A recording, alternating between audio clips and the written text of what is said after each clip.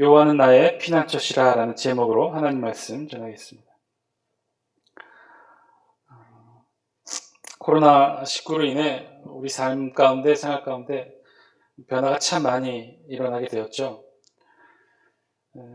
그 중에서도 계속해서 TV만 틀면 뉴스가 나오고 뉴스의 대부분이 이제 코로나19에 관련된 내용이어서 하여튼 계속해서 요즘 TV만 틀면 반복해서 나오는 단어가 있는 것 같아요. 두 단어가 나오는데 하나는 확진자, 또 하나는 신천지. 잠시 전에 10시 기준으로 우리나라 확진자 수가 8,000명을 넘었습니다. 8,162명. 근데 그나마 좀 다행인 것은 전날 대비 1일 확진자 수가 23일 만에 두 자리 수로 떨어졌다는 것입니다. 100명을 넘지 않고 76명이, 그래서 8,162명이 확진자가 되었습니다. 또 여전히 이들 확진자 중에 70% 가까이가 신천지들이 차지하고 있죠. 자, 이렇게 해서 우리 계속해서 듣게 되는 게 이제 이 확진자라는 단어와 또 신천지라는 단어입니다. 그런데 이 두 단어 역시 발음을 좀 잘해야 된다고 합니다. 확진자가 있고 확진자가 있다고 합니다. 코로나가 무서워서, 코로나19가 무서워서 아무 데도 안 나가고 집에서만 먹고 자고 운동도 못하고, 그래서 어떻게 됐어요? 살이 확 찌게 됐다는 거죠. 그래서 그런 사람들을 확진자라고 합니다. 또 그렇게 갑자기 살이 확 찐 자들을 일컬어 뭐라고 표현했느냐? 살천지라고 합니다. 살천지. 이들의 이동 경로도 공개가 되었다는데요. 이 확진자들의 이동 경로가 이렇답니다. 식탁에서 소파로, 냉장고에서 소파로, 또 식탁에서 침대로, 또 냉장고에서 침대로. 요즘 코로나19로 인해 우리 가정과 삶에도 많은 변화가 있죠. 잘 안 나가게 되고 대부분의 시간을 집에서만 보내게 되니까 우리의 집에서 일상의 삶의 모습들도 많이 바뀌게 되었습니다. 코로나19로 학교 가지 못하고 집에서만 보내게 됐던 초등학교 1학년짜리가 어느 날 그림 일기를 썼는데 이렇게 썼다는군요. 그림 일기인데 이런 내용이에요.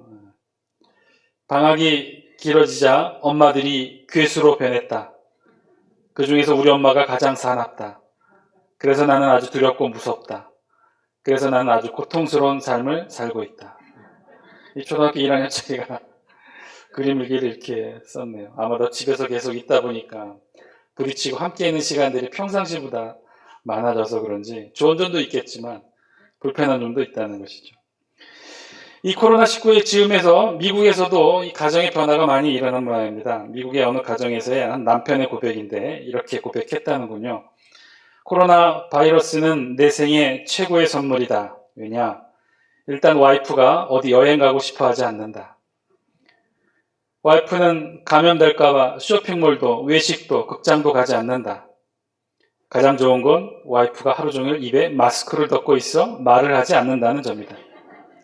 코로나는 단순 바이러스가 아니라 이건 축복이다. 그에 또 대응해서 아내의 고백이 있답니다. 아내도 이렇게 말했다네요. 코로나 바이러스는 내게도 큰 축복이다. 일단 남편이 친구들과 돈 안 쓰고 술 안 먹고 집으로 겨들어온다. 잠을 못 벌 줄 아니 대충 먹여도 감사하단다. 남편은 놀러 가자고 졸라대지도 않는다. 남편은 내가 못 나가고 쇼핑 안 한다고 생각한다. 인터넷으로 질러대도 모른다. 가방도 옷도 신발도 음식도 남편 없는 시간에 배달돼 온다. 남편은 내가 감염이 무서워 집에만 있는 줄 알고 낮에 몰래 나갔다 오는지 꿈에도 의심하지 않는다. 가장 좋은 건 내가 코로나 때문에 하루 종일 입에 마스크를 쓴다고 생각하는데 사실은 성형수술한지도 모르고 있다. 코로나 바이러스는 내게 그래서 선물이다. 요즘 그 어느 때보다도 이 밖에 나가지 못하고 집에 함께 있다 보니 이 가정에 대한, 집에 대한 소중함을 또 그 어떤 때보다도 다시 한번 느끼게 됩니다. 전염병이 창궐하는 이 시기, 우리 집과 우리 가정이 보호받고 안전하게 지켜지기를 사실 우리 모두 바라고 소망하고 있죠. 이 시대를 살아가는 우리 모두, 우리의 삶에 거쳐 우리의 집과 가정은 그래서 어떤 곳이 되어야 할까요? 세상의 전염병과 유행으로부터 안전하게 지켜지고 보호받는 곳, 그런 것이 우리의 집과 가정이 되기를 바라는데, 그렇게 되기 위해서는 어떻게 우리의 집과 가정을 바르게 건강하게 세워야 할까요? 오늘 우리 본문 시편 91편의 말씀은 사실 그 내용을 주제로 하고 있는 말씀입니다. 오늘 다 함께 우리 9절 말씀 같이 읽어볼까요? 시작. 내가 말하기를 여호와는 나의 피난처시라 하고 지존자를 너의 거처로 삼았으므로. 아멘. 오늘 시편 91편에서는요, 우리의 집과 가정을 어떻게 세워야 되느냐, 이 세상의 위험과 전염병으로부터 우리의 집과 가정을 어떻게 지켜야 되느냐, 분명하고 단호한 말씀으로 그 방법을 제시해주고 있어요. 그것은요, 한마디로 지존자를 너의 거처로 삼아야 한다는 거예요. 다른 표현으로 여호와를 너의 피난처로 삼아야 된다는 것이죠. 오늘 우리 성경은요, 우리 집과 가정을 거처라는 단어로 표현하여 설명합니다. 이 거처라는 단어는요, 히브리어 원어 이 마온이라는 단어인데요, 이 단어의 뜻, 마온이라는 단어의 뜻은요, 집, 거주지, 주거, 운신처라는 뜻이 들어있다는 것이죠. 그래서 오늘 우리 성경은요, 우리 집과 가정을 뭐라고 표현하냐면 거처 혹은 피난처라고 표현을 합니다. 그렇다면 우리의 가정, 우리의 집, 이 거처 피난처를 지존자를 나의 거처로, 여호와를 피난처로 삼는 삶은 어떻게 해야 이루어지는 것일까요? 또 그런 삶은 또 어떤 모습으로 살아가게 되는 것일까요? 즉 지존자를 나의 거처로, 여호와의 피난처를 나의 집, 나의 가정, 나의 거처로 삼는 삶은 과연 어떠한 삶의 모습일까요? 10절부터 13절까지 우리 성경은 그 내용과 모습을 이렇게 설명해요. 소위 말하는 지존자, 여호와 하나님을 자신의 거처로 삼는 자의 축복을 우리 성경은 이렇게 기록한다는 거예요. 우리 10절 우리 함께 읽겠습니다. 시작. 화가 내게 미치지 못하며 재앙이 내 장막에 가까이 오지 못하리니. 아멘. 여호와 하나님을, 지존자를 나의 거처로, 하나님의 나의 피난처로 삼는 삶은 이렇다는 거예요. 그 삶은 어떤 삶이냐, 어떤 모습이냐, 그 결과가 어떠냐? 화가 내게 미치지 못한다. 사실 이 10절부터 선포되어지는 이 말씀은요, 굉장히 놀랍고 신비로운 말씀을 담고 있기도 합니다. 특별히 우리 그 중에서도 이 10절, 화가 내게 미치지 못한다. 여기 우리 본문 성경에서 말씀하고 있는 이 화라는 단어는요, 이 원어 라라는 단어인데, 이 단어는 어떤 뜻이냐면요, 사람에게 해로운 모든 형태의 악을 가리켜 굉장히 광범위한 뜻이에요. 그냥 인간이 누군가에게 해를 끼치고 못되게 하고 불편하게 하는 정도가 아니라, 하나님 기준에서 볼 때 이 세상에 만연해 있는 모든 악을 통칭하는 단어가 바로 이 라, 해, 화라는 단어입니다. 그러니까 오늘 성경에 말하면 여호와 하나님을 자신의 거처로, 여호와 하나님을 자신의 피난처로 삼는 자의 삶은 어떤 삶이냐?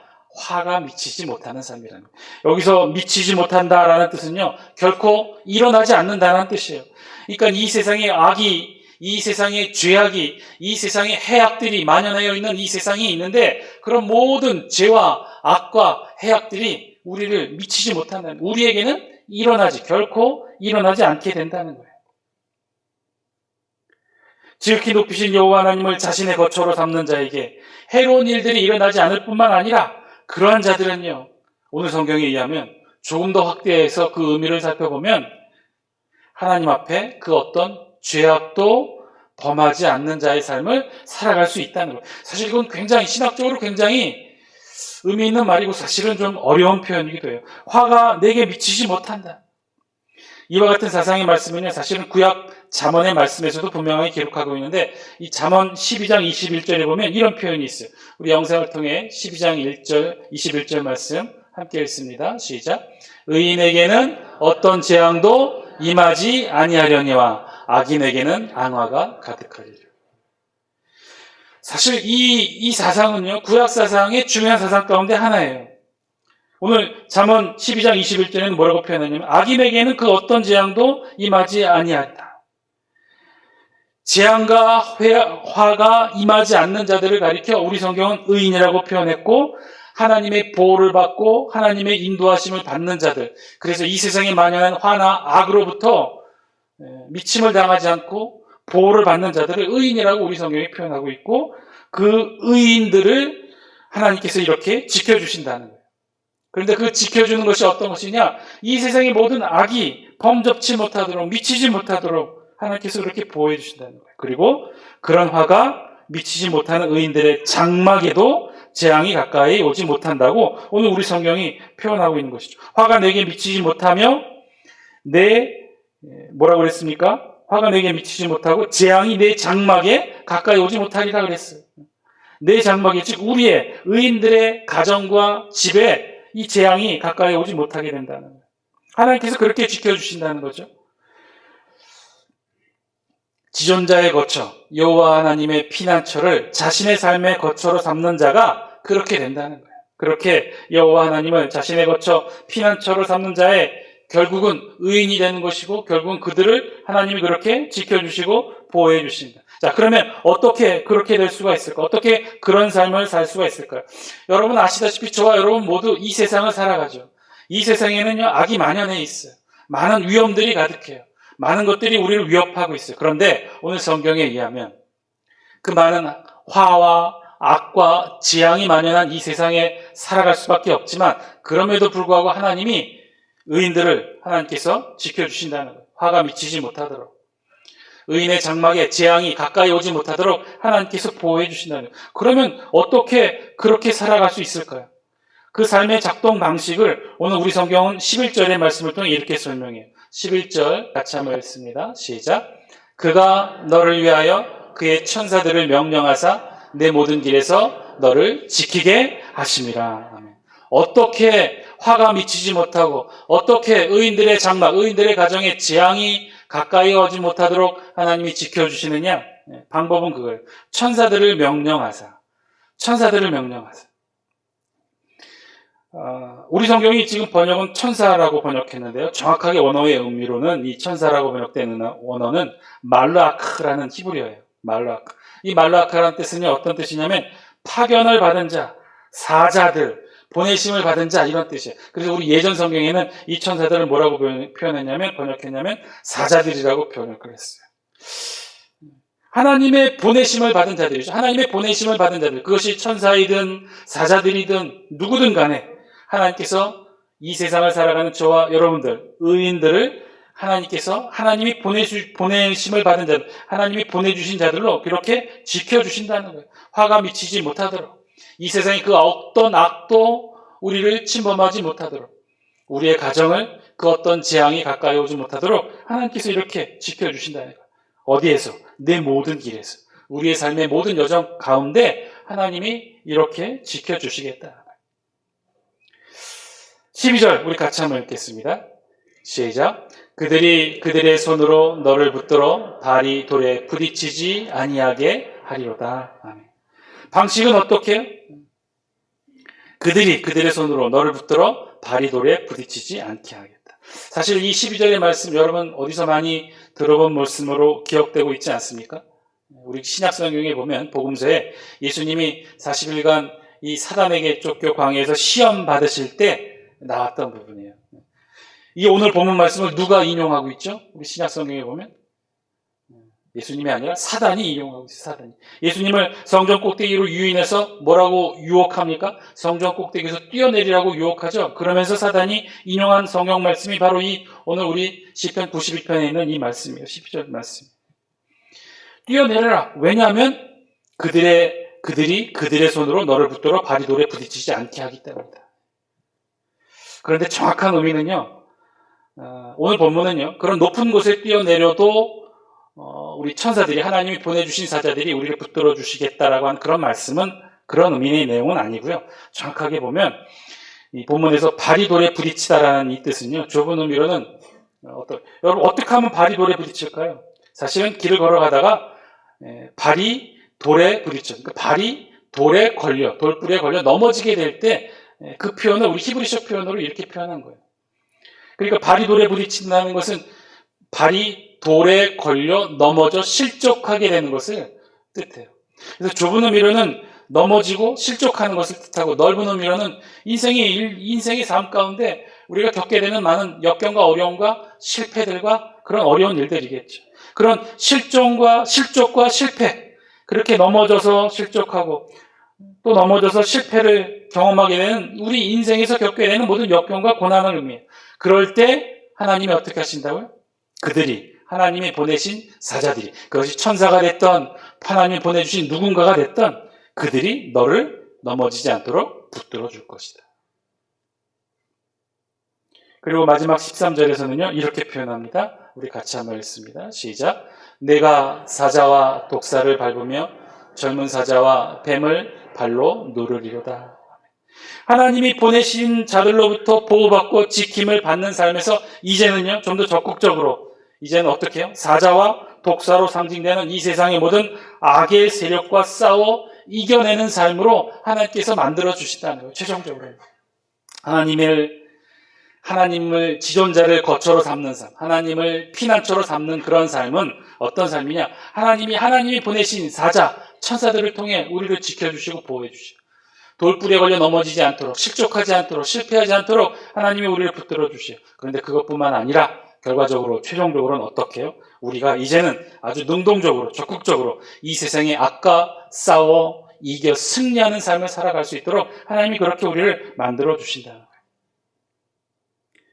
그런데 그렇게 만들어주시는 삶의 거처가 어디라고요? 삶의 거처가 어디라고요? 지존자를 나의 거처로 삼는 삶.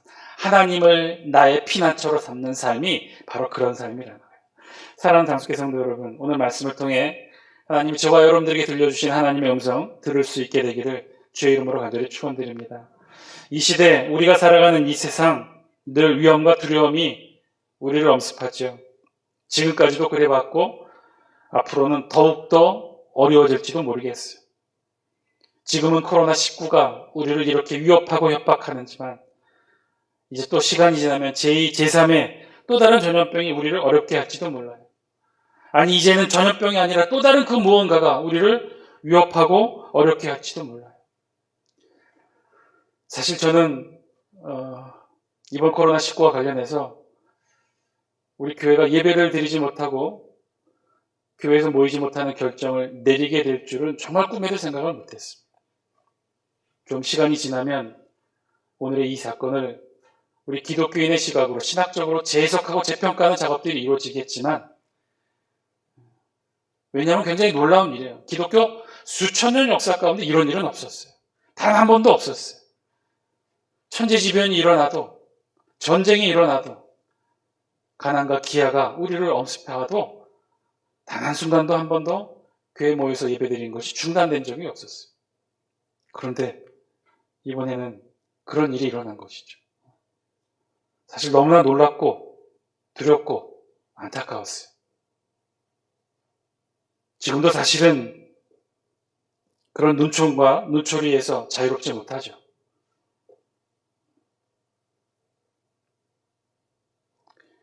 앞으로 더 어렵고 힘든 일이 있게 될지도 모르겠어요. 그럴 때 오늘의 이 말씀을 떠올리시면서 힘을 얻으시기 바랍니다. 결국 우리가 믿고 우리가 바로 서야 되고 우리의 가정이 뿌리를 두고 세워져야 되는 그곳은요, 지존자를 우리의 거처로 삼는 삶, 여호와 하나님을 나의 피난처로 삼는 삶이 바로 그 복된 삶인 줄 믿습니다. 그런 삶을 살면요, 오늘 성경이 말씀하셔요. 화가 미치지 못하고 재앙이 우리의 장막 가운데 가까이 오지 못한다고 그랬어요. 우리 가정 가운데, 우리 자녀들의 삶 가운데 근접하지 못한다고 그랬어요. 왜냐? 하나님의 보내신 자들이, 하나님의 보내심을 받은 사자들이, 천사들이 우리들을 지켜주고 보호하여 주고 붙들어주기 때문이라는 거예요. 그러면 하나님을 나의 피난처로 삼는 삶, 지존자를 나의 거처로 삼는 삶은 과연 어떻게 이루어지는 것일까요? 어떻게 해야 우리의 삶의 거처를 지존자의 거처로, 여호와의 피난처로 살아갈 수 있게 될 것일까? 14절과 15절은요, 두 가지 방식을 우리에게 말씀하고 있어요. 먼저 14절 말씀, 우리 영상을 통해 함께 읽습니다. 시작. 하나님이 이르시되 그가 나를 사랑한즉 내가 그가 내 이름을 안즉 내가 그를 높이리라. 아멘. 어떻게 하면 지존자를 나의 거처로, 여호와 하나님의 피난처를 나의 거처로, 우리 가정의 거처로 그렇게 삼을 수 있을까? 오늘 우리 성경이 제시하는 방법은 이거라는 거예요. 14절이 말씀하시는 방법은 이거예요. 그가 나를 사랑한즉 내가 그를 건지리라. 그가 내 이름을 안즉 내가 그를 높이리라.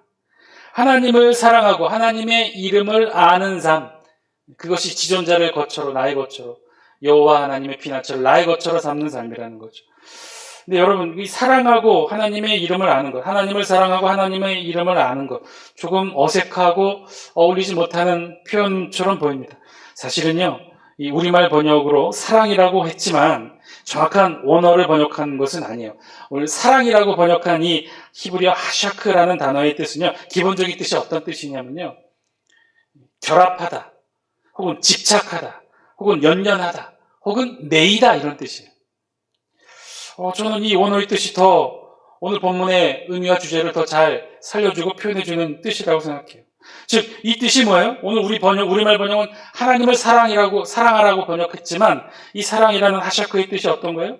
어떤 대상에 결합하고 집착하고 연연하고 매이는, 즉 어떤 대상에 견고하게 달라붙는 그런 모습인 것이죠. 하나님을 나의 거처로, 여호와 하나님의 피난처를 나의 삶의 거처로 만드는 방법 가운데 첫 번째는 뭐냐면요, 하나님께 달라붙는 거예요. 하나님께 결합하는 거예요. 하나님께 집착하는 거예요. 하나님께 연연하는 거예요. 하나님께 나의 삶을 매이는 거예요. 하나님의 이름을 안다라는 의미도 그래요. 이것도 좀 의역이 필요한 거예요. 히브리 이 사상에서 상대의 이름을 안다는 것은요, 그저 철자를 아는 정도만을 의미하지 않아요. 상대를 안고 상대의 이름을 알고 기억한다는 것은요, 상대의 본질과 속성 전체를 알고 경험으로 터득하는 것을 의미해요. 그래서 내가 하나님의 이름을 안다는 것은요, 하나님의 본질과 속성을 잘 알 만큼 충분히 경험하고 긴밀한 교제를 하고 있다는 뜻이에요. 즉, 오늘 성경이 말하고 있는 14절, 하나님을 나의 거처로, 하나님의 피난처를 나의 삶의 거처로 세우는 삶의 방식, 첫 번째는 무엇이냐? 하나님과 달라붙어 있는 거예요. 하나님께 붙어 있어서 하나님과 경험하고 하나님과 친밀한 교제를 이루는 거예요. 그것이 첫 번째 방법이라는 거예요. 하나님께 붙어서 하나님을 경험하는 것, 그것이 하나님을 나의 거처, 우리 삶의 거처로 만드는 방법이에요. 그리고 두 번째, 15절 말씀 우리 같이 한번 읽습니다. 시작. 그가 내게 간구하리니 내가 그에게 응답하리라. 그들이 환난 당할 때에 내가 그와 함께하여 그를 건지고 영화롭게 하리라. 아멘. 15절 말씀 두 번째 방법은 아주 극명하고 간명하죠. 그건 뭐예요? 어떻게 해야 하나님을 나의 거처, 하나님의 피난처, 우리의 거처가 하나님의 피난처가 될 수 있을까요? 하나님께 간구하는 것. 하나님께 부르짖고 외치고 도움을 구하는 것. 그러면 하나님께서 응답하시고 건져내 주시고 우리를 영화롭게 지켜주시고 보호해 주신다. 한마디로 하나님을 나의 거처, 하나님을 피난처로 삼는 방법 어떤 거예요? 하나님께 붙어있고 그리고 하나님께 부르짖으라는 거예요. 하나님께 붙어있고 하나님을 부르짖는 삶, 그 삶이 바로 하나님을 나의 피난처로, 지존자를 나의 거처로 삼는 삶이라고 오늘 성경이 저와 여러분들에게 말씀하고 있어요. 하나님께 붙어있고 하나님께 부르짖는 삶. 그런데 그 삶이 요즘 너무나 힘이 든 것 같습니다. 하나님께 붙어있고 하나님께 부르짖는 삶, 전에는 아주 평범하고 늘 우리와 함께 있었던 우리 신앙의 일상처럼 보였는데 지금 그런 삶이 아주 어려운 시간이 되었습니다. 세상의 눈치를 봐야 되고 우리의 신앙의 결정에 이 모양 저 모양으로 여러 가지를 생각해야 되는, 예배를 드리는데 여러 가지를 생각해야 되는 이 시간이 되었습니다. 그래서 역으로 다시 한번 또 그 신앙의 일상의 소중함이 얼마나 소중한지도 깨닫게 되죠. 그동안 우리가 누려왔던 자유롭게 예배를 드리고 매주일 하나님께 붙어있고 그리고 그렇게 하나님을 부르짖었던 삶이 얼마나 행복하고 복된 삶인가 다시 한번 깨닫습니다. 이제 오늘 말씀을 통해 우리에게 주시는, 저와 여러분들에게 주신 하나님의 음성 다시 한번 붙들고 마음에 새기시는 여러분 되시길 바랍니다. 이제 우리의 신앙의 일상이 하나님께 붙어있고 하나님을 부르짖는 우리의 신앙의 이 소중한 일상의 삶 다시는 놓치지 않게 하여 주옵소서. 다시는 잃어버리지 않게 하여 주옵소서. 그 소중한 신앙의 일상의 소중함을 깨닫게 하여 주시고 거기에 우리의 거처, 우리의 신앙의 거처, 우리의 삶의 거처, 자녀들의 삶이, 우리의 가정의 삶이 그 위에 세워지게 하여 주옵소서. 다시 우리의 신앙의 일상으로 하나님께 붙어있는 삶이 되게 하여 주시고 날마다 하나님을 부르짖는 삶이 되게 하여 주옵소서. 그렇게 소망하시고 그렇게 기도하시면서 이번 한 주간 믿음으로 지켜내고 이겨내고 승리하시는 저와 여러분 다 되시기를